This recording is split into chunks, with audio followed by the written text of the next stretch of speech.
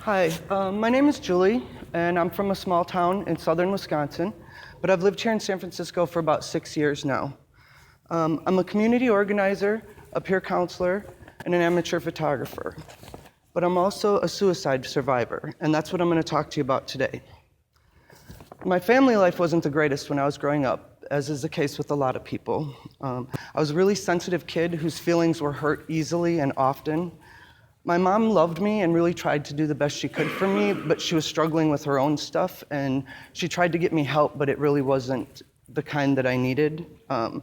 My father was missing for most of my life, and I had no real friends. I felt like I didn't belong anywhere and that nobody really cared about me. Over the years, I developed a mental illness known as borderline personality disorder. Borderline makes it hard for people who have it to regulate their emotions. We're easily stimulated into overwhelming emotions, and then once we're up there, we can't self-soothe or calm ourselves down very easily. Around 10% of people with borderline end up dying by suicide. And even without knowing that statistic, for years, I just knew that suicide is the way that I was gonna go. Borderline is so complicated that most therapists won't even talk about it with their patients. Despite being diagnosed at 15, I was never treated for it until I was 38 years old.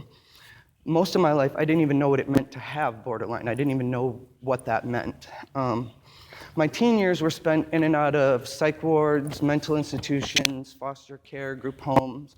At 15, I was committed to the state mental hospital in Madison, Wisconsin for a year.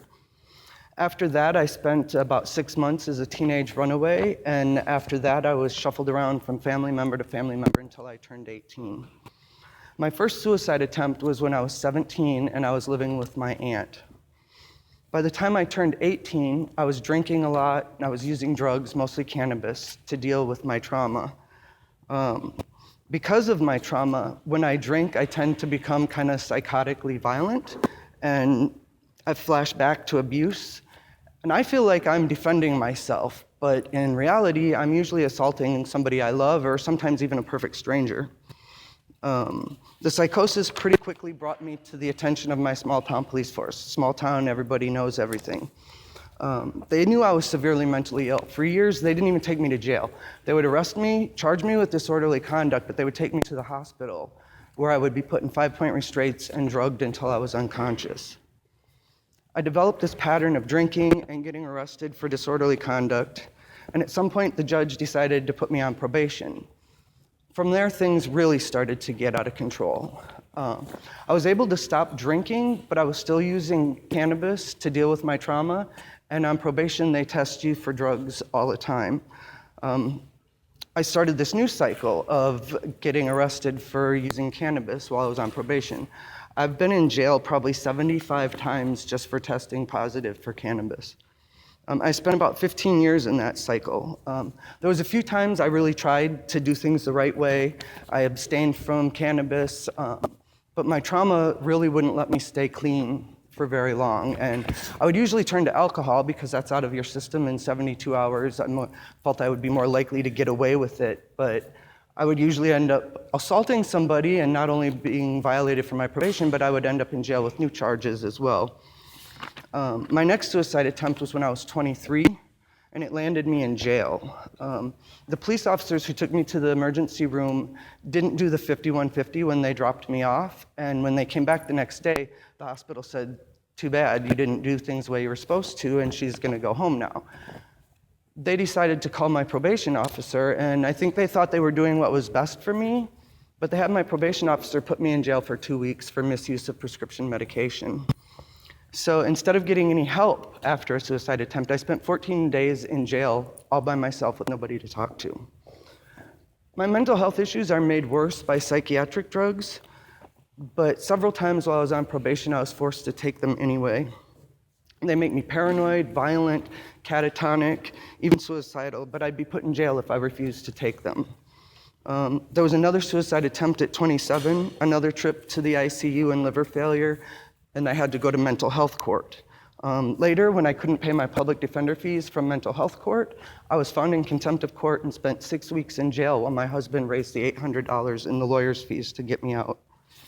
That was enough to make me want to kill myself all over again. Like I said, I spent 15 years trapped in this criminal justice system while my mental health continued to decline until finally it all came to a head. I stopped taking my psych drugs for the final time when I didn't realize that I had set my own bed on fire with a cigarette I was smoking because I was so out of it. I started using cannabis again to try to deal with my trauma, the withdrawal from the psych drugs, and I got found in violation of my probation again, and they revoked me for refusing to take psychiatric drugs and testing positive for cannabis, and they sent me to prison for a year. I didn't commit a crime, I didn't hurt anybody, I didn't do anything except for stop taking a drug that was harming me and start using a drug that actually helped me. When I got out of prison, though, I was finally free of the criminal justice system. I packed everything I had in my car, and I drove until I got here. I knew I was going to be homeless when I got here because I had no money, I didn't know anybody, but I also knew that San Francisco has mental health services, so I knew that I would be taken care of. A year after I got here, I got hooked up with the San Francisco HOT team, and they got me housing at the Mission Hotel, where I still live. I still wasn't getting mental health services at that point, and my case manager wanted to have her supervisor, Bert, come in and see if he could help figure out something. And when he was told that I had borderline, he told me if I had a magic wand and I could wave it and give you anything in the world, I would give you DBT. And my first thought was, what the fuck is DBT?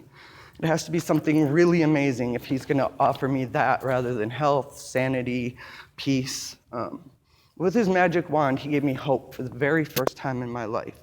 The mental health system had always let me down, and here he was telling me was something that was proven to work for people just like me.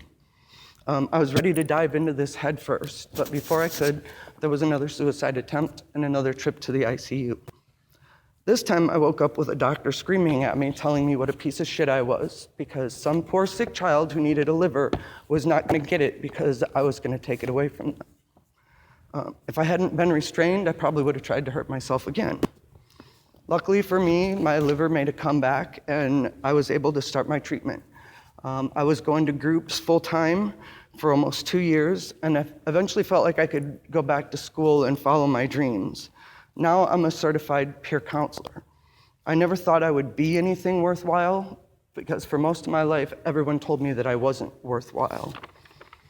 I saw Bert a few months ago, and I had a chance to thank him. He didn't even remember me, but I thanked him for saving my life. He thanked me for that and said that it made his day. And it struck me then how important it is for us to be nice to each other, to be kind and to listen. Because something that was so inconsequential to this man that he didn't even remember it was the moment that saved my life and gave me hope. I still struggle. Some days I struggle a lot, but I have hope now because I know what hope looks like. And over the years, I've had dozens of encounters with police officers that have caused my mental health conditions to become worse because police aren't trained to be mental health workers. But since I moved to San Francisco, I've had a very positive encounter with the police while I was in crisis, and that's what I want to leave you with today. It was about 2 years ago on my birthday. I was really struggling and things were spiraling out of control. I had engaged in self-injury, which is what I usually do to try and soothe myself when it's that bad, and it wasn't working, things were getting worse. So I called 911, fully expecting to be put in handcuffs and taken away somewhere. But 2 officers responded, and a man and a woman, and the woman came in and talked to me. And I turned around, did this, and she said, "What's going on? Talk to me." And she just listened, and she cared. And I kept asking her, "Are you taking me to jail?" And she kept saying, "Why would I do that?" And she just talked to me until I was able to stop crying, and I calmed down. And then she gave me a hug before she left. She didn't handcuff me, she hugged me. It's the first time in my life, when the police left, I didn't feel worse, I actually felt better. And all it took was for her to treat me like someone who was in pain rather than a dangerous criminal.